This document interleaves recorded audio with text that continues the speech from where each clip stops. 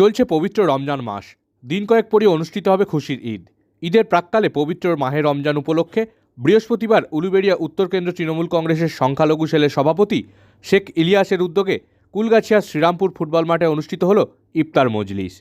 এদিনের ইফতার মজলিসে অংশ নিয়েছিলেন উলুবেড়িয়া উত্তর কেন্দ্রের বিধায়ক নির্মল মাঝি, ফুরফুরা শরীফের পীরজাদা নাজিমউদ্দিন হুসেন, বিশিষ্ট চিকিৎসক অলোক দাস, তুলসীবেড়িয়া গ্রাম পঞ্চায়েতের প্রধান মহসিন মোল্লা সহ উলুবেড়িয়া উত্তর কেন্দ্র তৃণমূল কংগ্রেসের নেতৃত্ববৃন্দ।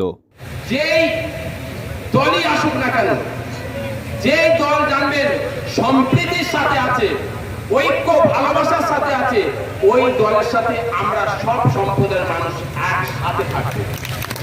ঈশ্বর আল্লাহ তেরে নাম সর্ব সুমতি দে ভগবান। যারা উৎসব প্রচার করছে তাদের সঙ্গে, যারা ধর্মান্ধতা করছে, যারা মন্দির মসজিদ ভাঙছে, যারা রায় করছে, দাঙ্গা করছে, তাদের বিরুদ্ধে আমাদের আওয়াজ, আমাদের জিহাদ। मंदिर मस्जिद गुरुद्वारा बांट दिया है बर्बाद को, सागर टूटा धरती चुटी, मत बांटो इंसान को।